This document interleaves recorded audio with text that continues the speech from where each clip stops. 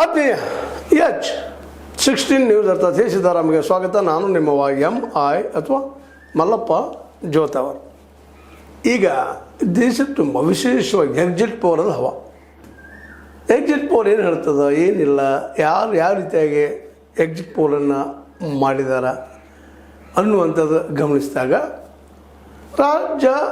ರಾಷ್ಟ್ರ ಮಟ್ಟದ ಬದಿಗಿರಲಿ, ನಮ್ಮ ರಾಜ್ಯದ ಮೊದಲು ಕರ್ನಾಟಕದ ಮಟ್ಟಿಗೆ ವಿಚಾರ ಮಾಡೋದಾದ್ರೆ ಈ ಎರಡೂ ಕಡೆ, ಒಂದು ಬಾಗಲಕೋಟೆ, ಇನ್ನೊಂದು ದಕ್ಷಿಣ ದಾವಣಗೆರೆ, ಯಾರು ಗೆಲ್ಬೋದು ಅಂತ ಸಹಜವಾಗಿ ಈ ಎಕ್ಸಿಟ್ ಪೋಲ್ ಮಾಡಿದವರ ಒಂದಿಷ್ಟು ಹಿಸ್ಟ್ರಿಯನ್ನು ನೋಡಿದಾಗ, ಅವರ ಅಭಿಪ್ರಾಯ ನೋಡಿದಾಗ ಮೋಸ್ಟ್ಲಿ ಎರಡೂ ಕಡೆ ಕಾಂಗ್ರೆಸ್ ಗೆಲ್ಲುವ ಎಲ್ಲ ಸಾಧ್ಯತೆಗಳಿದ್ದಾವೆ ಅಂತೇಳಿ ಕಂಡು ಬರ್ತಾ ಇದೆ. ಆದರೆ ಇದು ನಿಜಾನ ಅಂತೇಳಿ, ಯಾಕೆಂದ್ರೆ ಮೊದಲನೇದಾಗೆ ದಾವಣಗೆರೆ, ದಕ್ಷಿಣ ದಾವಣಗೆರೆಯಲ್ಲೇ ಶಾಮನೂರು ಶಿವಶಂಕರಪ್ಪನವರ ಮೊಮ್ಮಗ ಸಮರ್ಥ ಗೆಲ್ಲಬಲ್ಲನ BJP ವಿರುದ್ಧ ಅನ್ನುವಂಥದ್ದು. ಶ್ರೀನಿವಾಸ್ ದಾಸ್ ಕರಿಯಪ್ಪ ಅವರು ನಿಂತಿದ್ದರು BJPಯಿಂದ, ಹೊಸಬರು, ಜನಸಾಮಾನ್ಯರು, ಮತ್ತು ಅದರಲ್ಲೂ ಒಂದು ಆದಿವಾಸಿ ಸಮುದಾಯದಿಂದ ಬಂದಂಥವರು ಗೆಲ್ಲಬಲ್ಲರ, ಅದು ಬಲಿಷ್ಠ ಶಾಮನೂರು ಶಿವಶಂಕರಪ್ಪನವರ ವಿರುದ್ಧ, ಅಂದರೆ ಅವರ ಮೊಮ್ಮಗಳ ವಿರುದ್ಧ ಗೆಲ್ತಾರ ಅಂತ ವಿಚಾರ ಮಾಡಿದಾಗ ಸಹಜವಾಗಿ ಈಗ ಆರಂಭ ಹಂತದ ಈ ಎಕ್ಸಿಟ್ ಪೋಲ್ಗಳು ಇಲ್ಲ ಅಂತ ಹೇಳ್ತಾ ಇದ್ದಾವೆ. ಯಾಕಂದರೆ ಮುಸ್ಲಿಮರಲ್ಲಿ ಓಟ್ ಹೊಡೆದು ಇದ್ದಾವೆ 12 ಭಾಗಗಳಾಗಿ ಅಂತೇಳಿ. ಅದರಲ್ಲೂ ಶಾಮನೂರು ಶಿವಶಂಕರಪ್ಪನವರ ಮನೆತನದ ಬಗ್ಗೆ ಗೌರವ ಇದ್ದಂಥ ಮುಸ್ಲಿಮ್ಸ್ ಮತ ಈ ಸಮರ್ಥಗೆ ಹಾಕಿದ್ದಾರೆ ಅನ್ನುವಂಥ ಮಾತುಗಳು ಕೇಳಿ ಬರ್ತಾ ಇದ್ದಾವೆ. ಹೀಗಾಗಿ ಸಮರ್ಥ ಕೂದಲೆಳೆ ಅಂತೇಳಿ ಗೆಲ್ತಾರ. ಮತ್ತು ಲಿಂಗಾಯತ ಮತಗಳೆಲ್ಲ ಒಂದೇ ಒನ್ ಸೈಡೆಡ್ ಆಗಿದ್ದರಿಂದಾಗಿ ಮುಸ್ಲಿಂ ಮತಗಳು ಒಡೆದು ಹೋಗಿದ್ದರಿಂದಾಗಿ ದಕ್ಷಿಣ ದಾವಣಗೆರೆಯಲ್ಲಿ ಸಮರ್ಥ ಗೆಲ್ಲೋದು ಗ್ಯಾರಂಟಿ ಅನ್ನುವಂಥ ಮಾತುಗಳು ಕೇಳಿ ಬರ್ತಾ ಇದ್ದಾವೆ. ಇದು ಮೇಲ್ನೋಟಕ್ಕೆ ಸರಿ ಅನಿಸಿದ್ರು, ಆಂತರ ಮಾತ್ರ ಇನ್ನೂ ಮೇ 4ಕ್ಕೆ ಗೊತ್ತಾಗುವಂಥ ವಿಷಯ.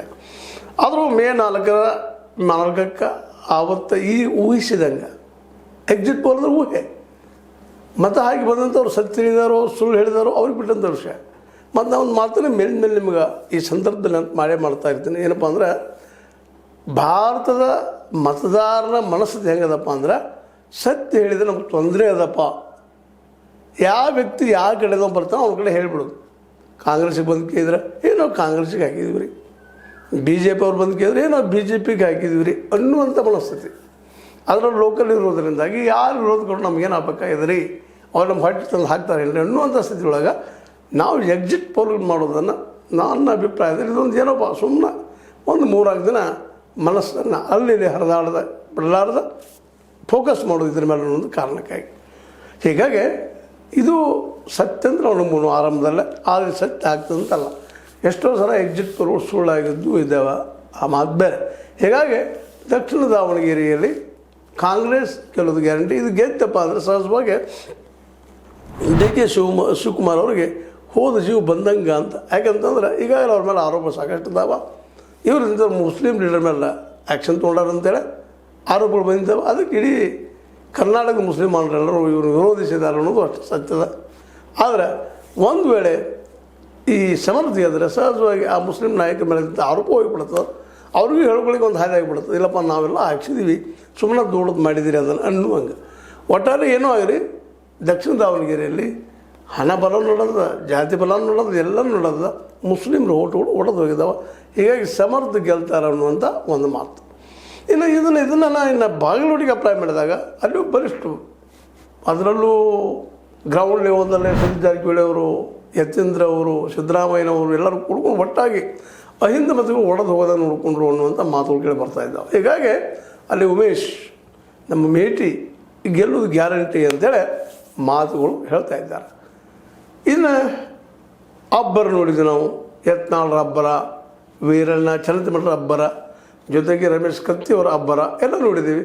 ಅದು ಫೇಲ್ ಆಯಿತಾ ಅಂಥೇಳಿ ಪ್ರಶ್ನೆ ಇದ್ದಾಗ ಸಹಜವಾಗಿ ಇನ್ನೂ ರಿಸಲ್ಟ್ ಅದ ರೀ, 4ನೇ ತಾರೀಕು ಬರಲಿ ನಾವು ಗೆಲ್ತೀವಿ ಅನ್ನೋಂಥ ಮಾತನ್ನು ವೀರಣ್ಣ ಚಲನಚಿತ್ರ ಕಡೆಯವರು ಹೇಳ್ತಾ ಇದ್ದಾರೆ, ಯತ್ನಾಳ್ ಕಡೆಯವರು ಹೇಳ್ತಾ ಇದ್ದಾರೆ.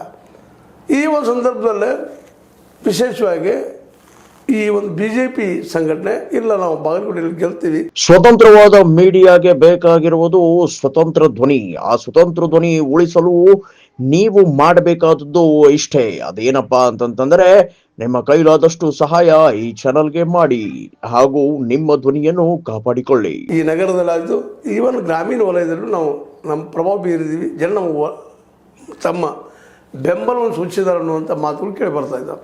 ಸಹಜದ BJP ಗ್ರಂಥಿ ಇಲ್ಲ, ಕಾಂಗ್ರೆಸ್ಸಿಗರು ಹಣ ಬಲ, ತೋಳ್ಬಲ, ಆ ಬಲ ಎಲ್ಲ ಬೆಳೆಸಿದ್ರು ಅಂತೇಳಿ. ಹಾಗಂತೇಳಿ ಇವರು ಹಣ ಹಂಚಿಲ್ಲ ಅಂತಲ್ಲ. ಚರಂತಿ ಮಠ ಆಗಿರ್ಬೋದು, BJPಗರಾಗಿರ್ಬೋದು, ಇವ್ರು ಹಣ ಹಂಚಿಲ್ಲ, ಸಾರಾಯಿ ಹಂಚಿಲ್ಲ, ನಾವು ಪ್ರಾಮಾಣಿಕವಾಗಿ ಲೆಕ್ಕನ ಮಾಡಿದ್ದೀವಿ ಅಂತ ಅವರು ಎದೆ ಮಾಡೋದು ಹೇಳೋ ಸ್ಥಿತಿಯೊಳಗಿಲ್ಲ. ಅಂದ್ರೆ ನಾವು ನಮ್ಮಲ್ಲಿ ರಾಜಕೀಯ ಏನಾಗಿಬಿಟ್ಟದಪ್ಪ ಅಂದ್ರೆ ಇವತ್ತು ಹಣ, ಜಾತಿ, ಧರ್ಮ ಇವುಗಳು ಇಟ್ಕೊಂಡು ಇದ್ದವ್ರನ್ನ ಗೆಲ್ತಾರೆ ಅನ್ನುವಂಥ ಒಂದು ಪ್ರಬಲವಾದದ ಮತ್ತು ಅದಕ್ಕೆ ಪುಷ್ಟಿ ಆಗುವಾಗ ಇವತ್ತು ರಿಸಲ್ಟ್ಗಳು ಬರೋದ್ರಿಂದಾಗಿ ಸಹಜವಾಗಿ ಇನ್ನೂ ಹೋಪ್ಸ್ BJPಗೆ ಇರ್ತದೆ, ನಾವು ಬಾಗಲಕೋಟೆಯಲ್ಲಿ ಗೆಲ್ತಾ ಇದ್ದೀವಿ ಅಂತೇಳಿ. ಆದರೆ ಎಕ್ಸಿಟ್ ಪೋಲ್ಗಳು ಬೇರೆಯೂ ಹೇಳ್ತಾ ಇದೆ, ಕಾಂಗ್ರೆಸ್ಗೆ ಅವಕಾಶವನ್ನು ಮಾಡಿಕೊಡ್ತಾ ಇದ್ದಾವೆ ಎಕ್ಸಿಟ್ ಪೋಲ್. ಇದು ಸದ್ಯ ಅಂತ ಗೊತ್ತಾಗಿದ್ದು ಮೇ 4ನೇ ತಾರೀಕಿಗೆ ಗೊತ್ತಾಗುವಂಥ ವಿಷಯ. ಏನಾಯಿತು, ಯಾರ ಕಡೆ ಹೋದರು, ಏನಾಯಿತು ಅನ್ನುವಂಥದ್ದು. ಒಟ್ಟಾರೆಯಾಗಿ ಒಂದು ಮಾತ್ರ ಇಲ್ಲಿ ಸತ್ಯ ಏನಪ್ಪ ಅಂದ್ರೆ, ಒಂದು ವೇಳೆ ಬಾಗಲಕೋಟೆಯಲ್ಲಿ ವೀರಣ್ಣ ಚಲನದ ಭಟ್ರು ಸೋತ್ರ ಈ ಸಲ ಯಾವ ಆಧಾರ ಹೇಳಲಿಕ್ಕೆ ಸಾಧ್ಯನೇ ಇಲ್ಲ. ಯಾಕಂದರೆ ಎಲ್ಲ ರೀತಿಯವರು ಯಡಿಯೂರಪ್ಪನವರು ತಮ್ಮ ಮೇಲೆ ಆರೋಪ ಇಟ್ಟುಕೊಳ್ಳಿಲ್ಲ. ಯಡಿಯೂರಪ್ಪ ಯತ್ನಾಳ್ ಬಂದು ಮಾತಾಡ್ತಾರೆ ಅಂತೇಳಿ ಬೇಡಿಕೆಯಾಗಿದ್ದು ಚಲನದ ಭಟ್ರದು ಮಾಡ್ರಿ ಅಂತ ಹೇಳಿದರು, ಅವ್ರಿಗೂ ಬೇಜಾರು ಮಾಡಿಕೊಳ್ಳಲಿಲ್ಲ. ಅದೇ ಕಾಲಕ್ಕೆ ದಕ್ಷಿಣ ದಾವಣಗೆರೆಯಲ್ಲೇ ವಿಶೇಷವಾಗಿ ಯಡಿಯೂರಪ್ಪನ ವಿರೋಧಿ ಬಣದಿಂದ, ಅದು ಗೊತ್ತು, ಸಿದ್ದೇಶ್ವರ ಕಡೆಯವರು ವಿರೋಧಿ ಬಣದವರು ಈ ಒಂದು ದಾಸ್ ಕರಿಯಪ್ಪ ಅವ್ರನ್ನ ಶ್ರೀನಿವಾಸ ಅವ್ರು ನಿಲ್ಲಿಸಿದರು. ಹೀಗಾಗಿ ಅಲ್ಲಿಯೂ ಅವ್ರಿಗೆ ಆ ಒಂದು ಆರೋಪ ತಟ್ಟದಂಗೆ ಇಲ್ಲಿ ಯತ್ನಾಳ್ ಅವಕಾಶ ಕೊಟ್ಟ. ಒಂದು ರೀತಿಯಿಂದ ಏನಪ್ಪ ಅಂದ್ರೆ ಜಾಣ ರಾಜಕೀಯ ಮೆರೆದವ್ರು ಇಲ್ಲಿ ಯಡಿಯೂರಪ್ಪನವರು ಅಂತ. ಗೆದ್ರೆ ತಮ್ಮ ಮನೆಗೆ ಬರುವಂಥದ್ದು, ಕಿರೀಟ ತಾವುಕೊಂಡಿಡುವಂಥದ್ದು. ಒಂದಿನ ಸೋತ್ರ ಇಲ್ಲರಿ ಅಲ್ಲಿ ಯತ್ನಾಳ್ ತಂದು ನಿಲ್ಲಿಸಿದ್ದಕ್ಕೆ ಜೋರಾಗಿ ಹಿಂದುತ್ವ ಬಗ್ಗೆ ಮಾತಾಡಿಸಿದ್ರಿ, ಫೇಲ್ಯೂರ್ ಆಯಿತು ಅಂತೇಳಿ ಉಳ್ಕೊಳ್ಳೋದಕ್ಕೆ. ಮತ್ತು ಅದೇ ಕಾಲಕ್ಕೆ ಇಲ್ಲೇ ದಕ್ಷಿಣ ದಾವಣಗೆರೆಯಲ್ಲೇ ಸಹಜವಾಗಿನ ಹೌದು ನೀವು ಹೇಳಿದ ವ್ಯಕ್ತಿ ಸಿದ್ದೇಶ್ವರ ಪರ ಬೆಂಬಲವಾಗಿ ನಾವು ಓಡಾಡಿದ್ವಿ ಮಾಡಿದ್ವಿ. ಅದರಲ್ಲಿ ಶಾಮನೂರವರು ಕುಟುಂಬದ ಪ್ರಭಾವ ಜೋರದ, ನೀವು ನಮಗೆ ಅವಕಾಶ ಕೊಡಲಿಲ್ಲ ನಮ್ಮವ್ರು ನಿಲ್ಲಿಸೋದಕ್ಕಾಗಿ ಫೇಲ್ ಆಯಿತು ಅಂತ ಉಳ್ಕೊಳ್ಳೋದಕ್ಕೆ. ಎರಡೂ ಕಡೆ ಉಳ್ಕೊಳ್ಳೋದಕ್ಕೂ ಮೈಗೆ ಎಣ್ಣೆ ಹಚ್ಚಿ ಕೂತಿದ್ದಾರೆ ಯಡಿಯೂರಪ್ಪನವರು ಮತ್ತು ಅವ್ರ ಮಗ. ಇದು ಅನ್ನೋದು ರಾಜಕೀಯ ಜಾಣ್ಮೆ ಅನುಭವ ಅನ್ನುವಂಥ ಮಾತನ್ನು ಎಲ್ಲ ದಿಶೆಯಲ್ಲಿ ನೋಡಿದಾಗ ಈ ಮುಂಬರುವ 4ನೇ ತಾರೀಕಿನ ರಿಸಲ್ಟ್ ಮಾತ್ರ ಎರಡೂ ಪಕ್ಷಗಳು ಇಂಪಾರ್ಟೆಂಟ್. ಆದರೆ ಈ ಒಂದು ವೇಳೆ BJP ಸೋತರು ಸಹಿತ ಒಂದು ಯತ್ನಾಳ್ ತಂದರೂ ಗೆಲ್ಲಿಲ್ಲ ಅಂದರೆ ಹಿಂದುತ್ವ ನಡೆಯುವುದಿಲ್ಲ ಅನ್ನುವಂಥದ್ದಕ್ಕೆ ಒಂದು ಉತ್ತರ ಕೊಟ್ಟಂಗೆ ಆಗ್ತದೆ. ಇನ್ನು ಇಲ್ಲ ದಕ್ಷಿಣ ದಾವಣಗೆರೆಯಲ್ಲೇ ಯಡಿಯೂರಪ್ಪನವ್ರಿಗೆ ಹೇಳ್ಕೊಳ್ಳಿಕ್ಕೆ ಅನುಕೂಲದ ಇಲ್ಲ, ನಮಗೆ ಕೊಟ್ಟಿದ್ರೆ ನಾವು ತರ್ತಿದ್ವಿ, ಸಿದ್ದೇಶ್ವರ ಅವರು ಹೇಳಿದರು, ಅವ್ರ ಮಾತು ನಾವು ಪಾಲಿಸಿದ್ವಿ, ಈ ಹಂತ ಬಂತು ಅನ್ನುವಂಥ ಪರಿಸ್ಥಿತಿ ಇರೋದರಿಂದಾಗಿ ಇಲ್ಲಿ ಯತ್ನಾಳರ ಒಂದು ಆಗಮನ ಜೊತೆಗೆ ಇಲ್ಲೇ ಸಿದ್ದೇಶ್ವರವರ ಬೆಂಬಲಿತ ವ್ಯಕ್ತಿ ನಿಂತಿದ್ದರಿಂದಾಗಿ ಸೇಫಾಗಿ ಅಧ್ಯಕ್ಷರಿಗೆ ಉಳಿಸ್ಕೊಳ್ಳೋ ಎಲ್ಲ ಸಾಧ್ಯತೆಗಳು ಹೆಚ್ಚಾಗಿದ್ದಾವೆ ಯಡಿಯೂರಪ್ಪನವ್ರದ್ದು. ಅದೇ ಕಾಲಕ್ಕೆ ಇದರಿಂದಾಗಿ ಸಹಜವಾಗಿ ಇದು ಅಂದ್ಕೊಂಡು ರಿಸಲ್ಟ್ ಆದರೆ ಯತ್ನಾಳ್ ಸಹಿತ BJP ಒಳಗೆ ಎಂಟ್ರಿ ಕೊಡ್ಬೋದಾ ಅನ್ನುವಂಥ ಮಾತು. ಆದರೆ ಎಂಟ್ರಿ ಆಗ್ಬೋದು ಅಂತ ಹೇಳ್ತಾ ಇದ್ದಾರೆ. ಆದರೆ ಒಂದು ಕಂಡೀಷನ್ ಆಗ್ಬೋದಪ್ಪ ಅಂದ್ರೆ ಎಲ್ಲರ ಜೊತೆಗೆ ಓಪನ್ ಟೀಕೆ ಮಾಡಲಾರ್ದು ಹೊಂದಾಣಿಕೆ ಮಾಡ್ಕೊಂಡು ಹೋಗ್ಬೇಕು ಅನ್ನೋಂಥ ಒಂದು ಕಂಡೀಷನ್ ಆಗ್ಬೋದೇನೋ ಯಾರಿಗೂ ಗೊತ್ತು. ಆದರೆ ಅದನ್ನು ಪಾಲಿಸ್ತಾರ ಯತ್ನಾಳ್ ಅದು ಬೇರೆ ವಿಷಯ. ಅದನ್ನೇ ಇಲ್ಲಿ ಎಕ್ಸಿಟ್ ಪೋಲ್ಗಳು ಮಾತ್ರ ಕಾಂಗ್ರೆಸ್ ಪರ ಇರೋದರಿಂದಾಗಿ ಸಿದ್ದರಾಮಯ್ಯನವರ CM ಕುರ್ಚಿ ಫಿಕ್ಸ್ ಅವರಿಗೆ ಉಳಿತದೆ ಅನ್ನೋಂಥ ಮಾತು ಅಂತ ಹೇಳ್ತಾ, ಇದು ನಿಮ್ಗೆ ಲೈಕ್ ಆಗಿರ್ಬೋದು. ಲೈಕ್ ಮಾಡಿ, ಶೇರ್ ಮಾಡಿ, ಕಮೆಂಟ್ ಮಾಡಿ, ಜೊತೆಗೆ ಸಬ್ಸ್ಕ್ರೈಬ್ ಆಗೋದು ನಿಲ್ಲಿಸ್ಬಾರ್ದು. H16 ನ್ಯೂಸ್ ಅರ್ಥ ತರದ್ದು ಸತ್ಯದ ಕೈಗಣಿ ಒಂದನೇ. ಆತ್ಮೀಯ ಸಾರ್ವಜನಿಕರಲ್ಲಿ H16 ಅರ್ಥಾತ್ ಸೀತಾರಾಮದಿಂದ ಒಂದು ಮನವಿ. ಈ ಸಂಸ್ಥೆ ಭ್ರಷ್ಟಾಚಾರ, ಅನ್ಯಾಯ, ಅತ್ಯಾಚಾರಗಳಿಂದ ನೊಂದವರ ವೇದಿಕೆ. ಅನ್ಯಾಯಕೋರರ, ಭೂಗಳ್ಳರ, ನಶಾ ಸಾರಾಯಿ ಮಾಫಿಯಾಗಳ ವಿರುದ್ಧದ ಧ್ವನಿ. ರೈತರ, ಕೂಲಿಕಾರ, ಕಾರ್ಮಿಕರ, ಬಿದ್ದ ಸಮುದಾಯ ಜನರ ಧ್ವನಿ. ಬೆಂಬಲವಾಗಿ ನಿಂತು ತನುಮನ ಧನದ ಸಹಾಯಕ್ಕೆ ಸಾರ್ವಜನಿಕರಲ್ಲಿ ಕೋರಿಕೆ. ದಾನದ ಸಹಾಯ ನೀಡಿ ಸ್ವಾತಂತ್ರ್ಯ ಪತ್ರಿಕೋದ್ಯಮ ಉಳಿಸಿ ಬೆಳೆಸಿ. ವಂದನೆಗಳು. ತಮ್ಮನ್ನೇ ನಂಬಿರುವ ಮಲ್ಲಪ್ಪ ಈ ಜೋತಾವರ್.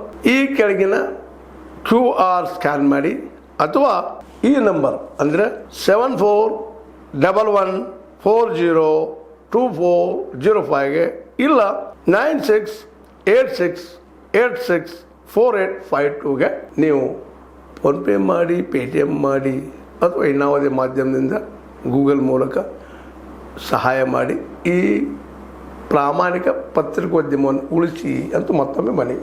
ವಂದನೆಗಳು.